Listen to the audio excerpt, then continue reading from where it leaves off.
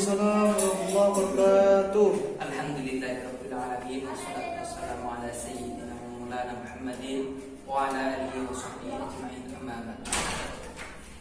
Sebelum pelajaran kita mulai, marilah kita berdoa terlebih dahulu. Dimohon untuk ketua kelas memimpin doa.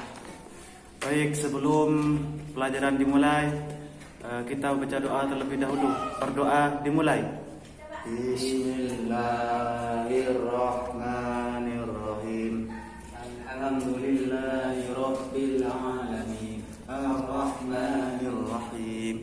Maliki yaumiddin. Iyyaka na'budu wa iyyaka nasta'in. Ihdinas siratal mustaqim. Siratal ladzina an'amta 'alaihim ghairil maghdubi 'alaihim waladdallin. Amin. Pada pertemuan kali ini kita akan membahas tentang toharoh. Toharoh atau dapat disebut dengan suci. Nah, sebelum kita masuk kepada materi, ada yang tidak hadir? Hadir semua, Pak. Alhamdulillah hadir semua. Kalau hadir semua, saya anggap kalian semua rajin. Meskipun dengan keadaan seperti ini, pandemi, kalian hadir, tetap semangat. Nah, sebelum kita mengarah pada materi, memperdalam materi toharoh, Bapak ingin menanyakan, masih ada yang ingat dengan pertemuan yang kemarin kita membahas tentang apa? Hadas kecil dan hadas besar, Pak. Hadas kecil dan hadas besar. Hadas kecil apa? Hadas kecil adalah hal-hal yang bisa membatalkan terhadap wudu, yaitu seperti kentut, buang air kecil dan buang air besar. Nah, hadas besar Yaitu seperti mimpi basah. hadas besar contoh misalkan mimpi basah, nifas, haid dan hal-hal yang seperti itu. Nah, pada kesempatan kali ini kita akan sedikit membahas tentang taharah.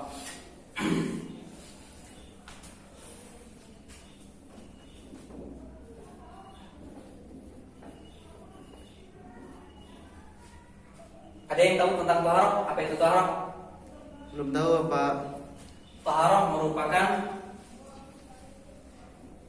atau dapat dikatakan sebagai bersuci. Bersuci dari apa? Bersuci dari hadas. Hadas seperti yang kalian sebutkan tadi, misalkan hadas kecil, kencing, kentut dan lain sebagainya. Nah, ada beberapa hal yang dapat dikatakan kategori bertaharah. Yang pertama, wudu. Kemudian mandi wajib. Kemudian tayamum. Nah, sebelum kita mengarah pada wudu, mandi wajib dan tayamum, ada beberapa hal kategori dan klasifikasi tentang najis. Najis dibagi menjadi 3. Najis mukhaffafah,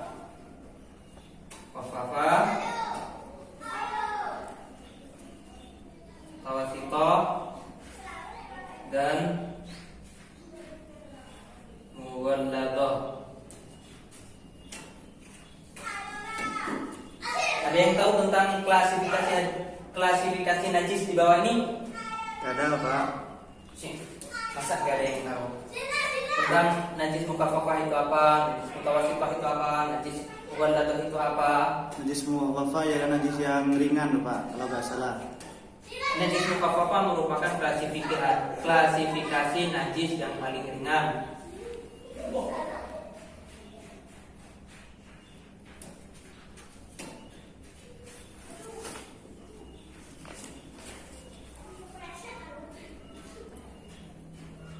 Nah, contoh dari najis mukhaffafah itu apa? Kan, ketika seorang bayi yang masih belum genap usianya 2 tahun dan hanya meminum ASI dari ibunya, ketika ia kencing, ketika ia pipis, itu klasifikasi kencingnya itu dihukumi sebagai najis mukhaffafah. Nah,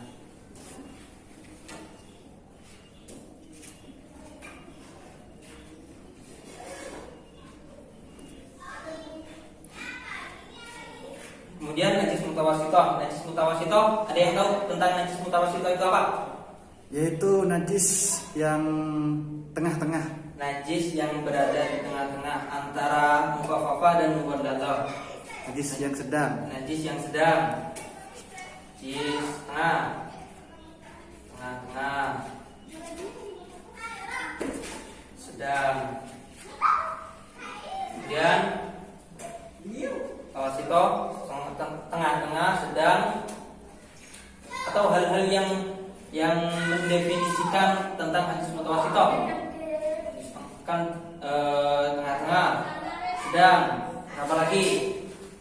Kira-kira yang bisa menggambarkan najis mutawasito itu najis yang seperti apa? Mungkin kalimat ini sudah mewakili dari apa yang ada dalam definisi najis mutawasito.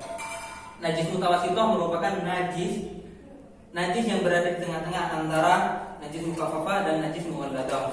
Tidak terlalu ringan juga tidak terlalu berat. Contohnya seperti apa?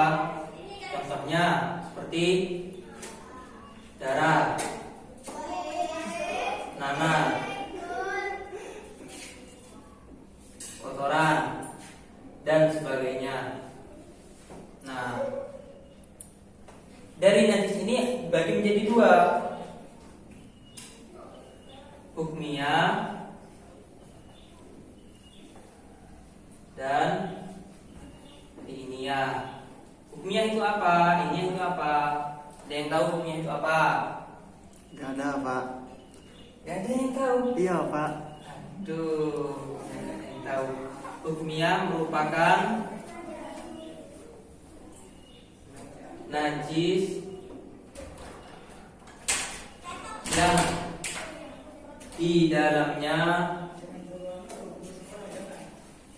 terkandung zat yang dihukumi wajib. Contohnya seperti apa? Contohnya ketika najis, misalkan katakanlah meja dijatuhi kotoran. Kotorannya tidak ada, tapi diyakini itu najis. Nah, itu termasuk najis hukumnya. Nah, ini itu seperti apa? Najis yang wujudnya ada.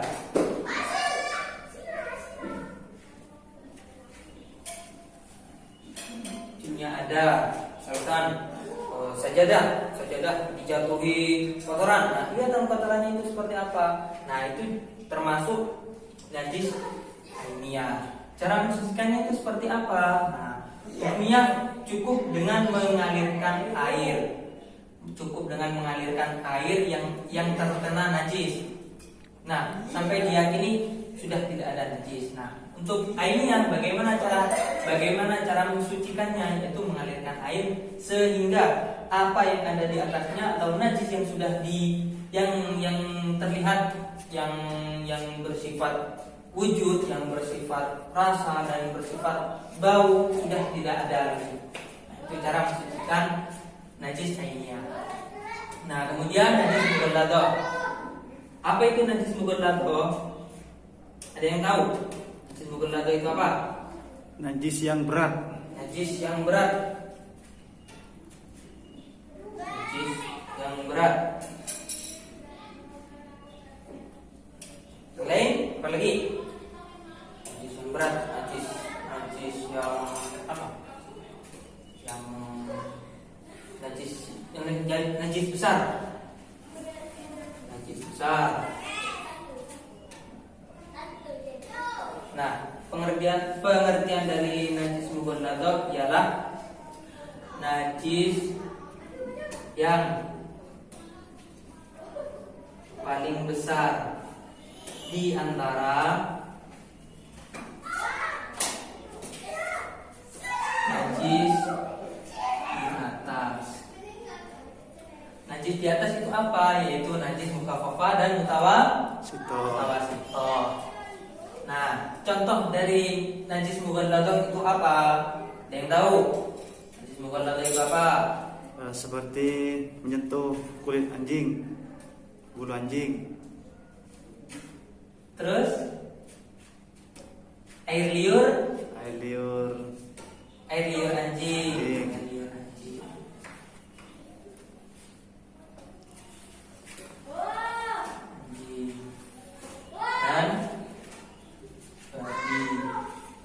bagaimana cara mensucikan najis mughallaza? Ada yang tahu bagaimana? Ada yang tahu? Ada yang tahu?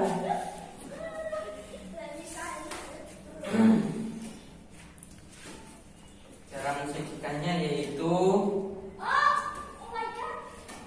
dibasuh sebanyak 7 kali dan 1 kali di dalamnya gunakan tanah. Jadi cara mensucikannya itu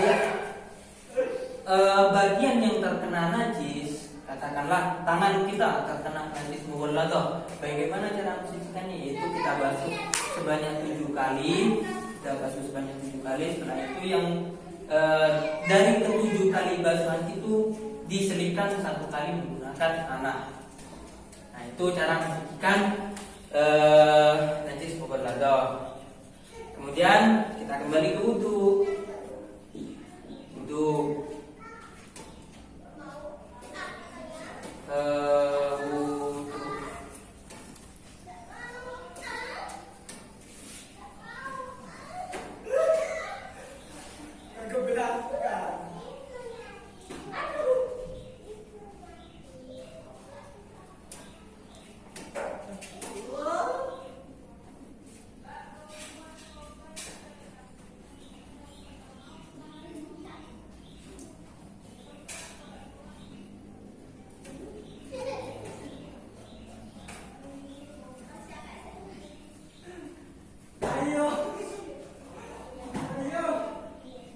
Wudu merupakan syarat sah dalam melaksanakan sholat. Nah, ketika seseorang sholat tanpa melakukan wudu, maka sholatnya tidak sah. Karena wudu merupakan syarat sah dalam melakukan sholat. Nah, bagaimana tata cara wudu? Nah, sebelum kita mengarah pada tata cara wudu, apa saja yang membatalkan dan apa saja hal-hal yang menyebabkan dihukumi seseorang harus wudu. Contoh, 1.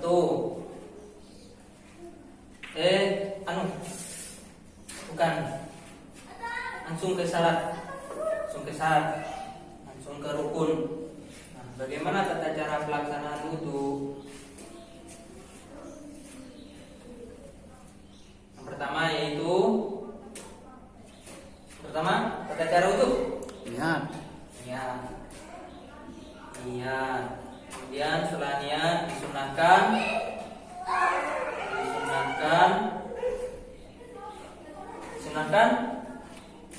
berkumur-kumur.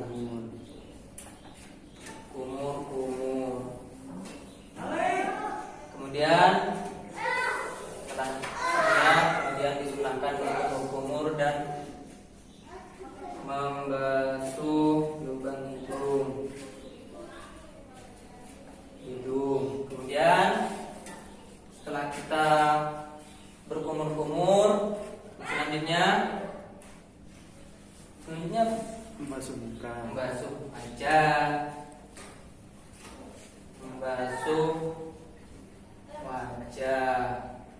Setelah membasuh wajah, mengusap tangan 2 sampai siku. mengusap atau membasuh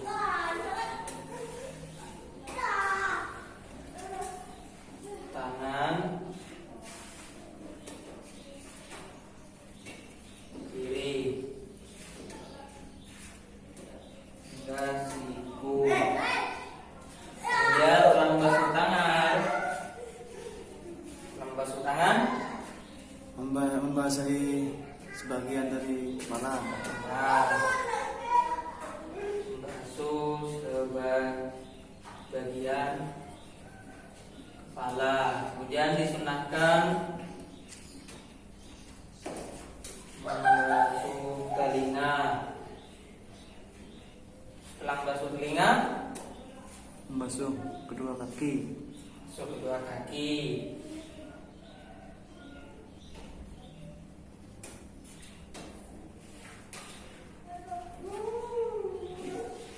Setelah membasuh kedua kaki, Tertib. tertib. Nah, tata cara wudhu jangan sampai berbolak-balik. Setelahnya kita membasuh kaki, kemudian langsung kepala, tidak boleh. Karena tertib merupakan salah satu rukun dalam pelaksanaan wudhu. Kemudian apa saja hal-hal yang menyebabkan batalnya wudhu?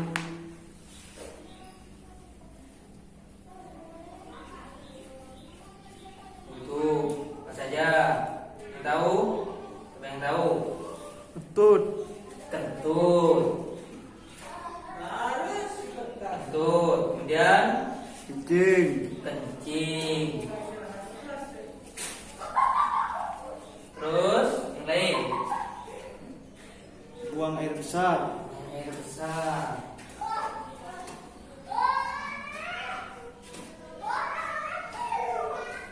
Terus Menyentuh kemaluan. menyentuh kemaluan.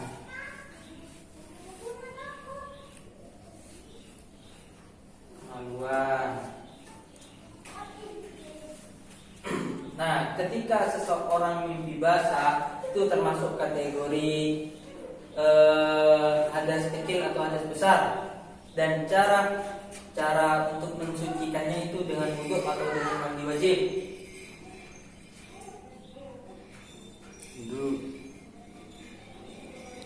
Wudhu, wudhu bukan. Ketika seseorang mimpi basah, cara Mandi besar.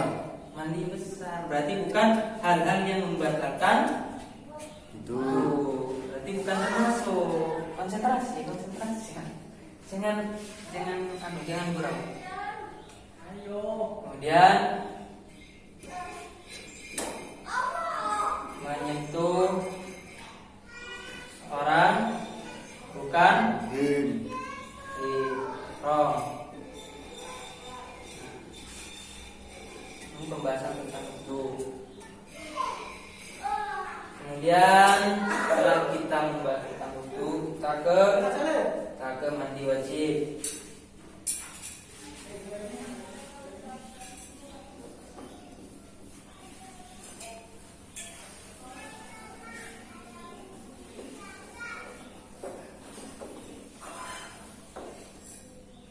Mandi wajib.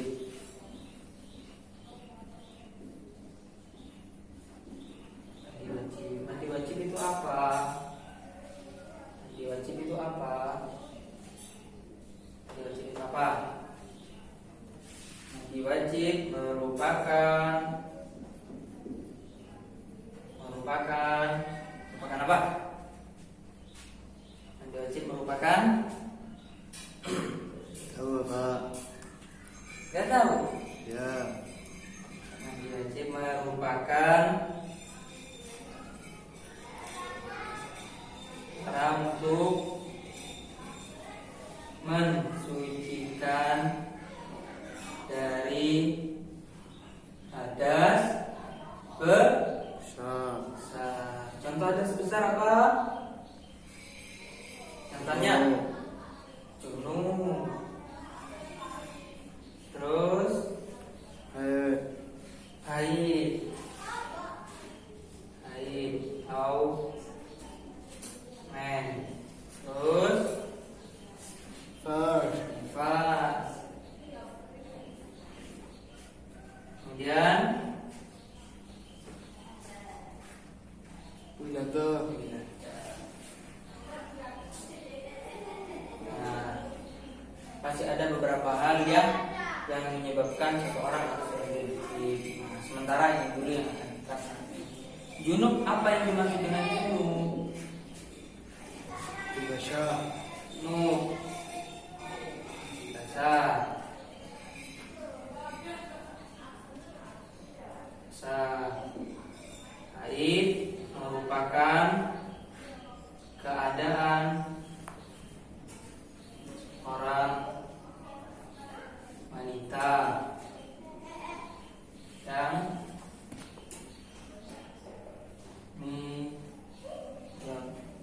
bulannya.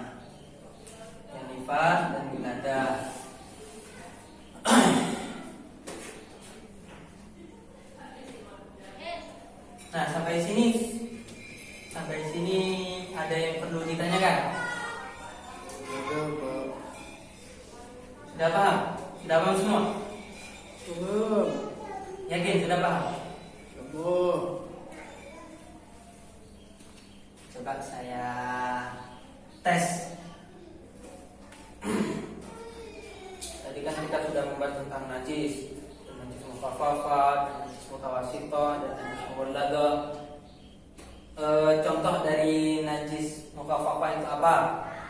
Tadi contohnya, bukan artian contohnya. Contoh najis mukhafafah. Kan ada najis mukhafafah, mutawasithah, mughalladah. Kencing bayi. Kencing bayi. Kencing bayi yang seperti apa? Bayi kan banyak kategori. Bayi yang Kencing usianya belum genap 2 tahun. yang usianya belum genap 2 tahun, Yang masih makan minum. yang masih minum ASI dari ibu. ibunya. Terus pengertian dari toharo itu apa? Bersuci. Toharo itu bersuci. Bersuci dari apa? Dari hadas kecil, hadas besar. Dari hadas kecil, dari hadas Besar. kecil, dari hadas besar. Contoh hadas kecil itu apa? Contoh hadas kecil. Tut. Kentut. Terus Kencing. kencing. Terus apa lagi? Buang air besar. Apa? Buang air besar. Air besar. Terus contoh hadas besar. Junub. Junub. Apa lagi? Haid. Hei, Nifas. pas. Nah, mungkin sudah dianggap paham. Nah, kita lanjut ke tayamum. Tayamum. Apa itu tayamum? Tayamum merupakan, ada yang pernah dengar apa itu tayamum? Pernah. Tayamum itu apa? Tahu apa? Enggak tahu. Merupakan tata cara bersuci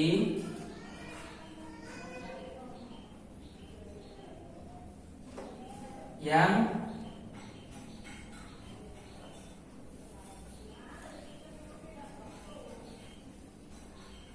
keadaan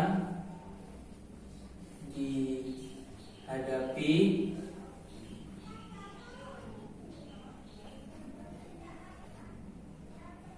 masih atau sedang tidak ada air. Tidak ada air. Tidak ada air ketika apa? Misalkan kemarau panjang, atau tayamum bisa dilakukan oleh orang yang katakanlah memiliki pantangan kecelakaan, kebakaran atau hal-hal yang demikian itu. Nah, tayamum merupakan tata cara bersuci setelah wudu. Setelah wudu dalam artian apa? Wudu menggunakan air. Nah, tayamum dilakukan ketika sudah tidak ada air sama sekali dengan ketentuan-ketentuan yang ada di dalamnya. Nah, dengan jarak sekian, dengan ketentuan sekian dan hukum yang sekian. Nah, mungkin untuk pengertian tentang tayamum sedikit saja, karena untuk lebih jelasnya kita akan lanjut ke pertemuan yang akan datang. Nah, sampai di sini ada yang perlu ditanyakan? Ada yang perlu ditanyakan? Masih ada yang belum paham atau hal-hal yang masih dibingungkan mungkin? Ada. Sudah tidak ada, yakin? Ya. Nah, sekali lagi Bapak coba untuk mengingat kembali contoh najis mughalladah itu apa? Contohnya, contoh dari najis mughalladah itu apa? Tadi kan ada najis mukhafafah, mutawasithah, ada mughalladah. Contoh najis mughalladah itu apa? Najis. Contoh. Najis yang tengah-tengah ya. Tawasit. Mukhafafa, tawasito, mugallado. Kok mugallado kok tengah-tengah? Yang berat. Yang berat. Seperti yaitu air liur anjing. air liur anjing. Mutawasito, anjing seperti apa? Konsentrasi. Mutawasito itu najis yang sedang. Contoh darah, nanah, dan sebagainya, kotoran, air seni. Kemudian yang khafafah tadi sudah dijelaskan. Mungkin itu saja yang bisa saya sampaikan. Kurang dan lebihnya saya mohon maaf. Wabillahi taufiq wal hidayah. Assalamualaikum warahmatullahi wabarakatuh. Waalaikumsalam warahmatullahi wabarakatuh.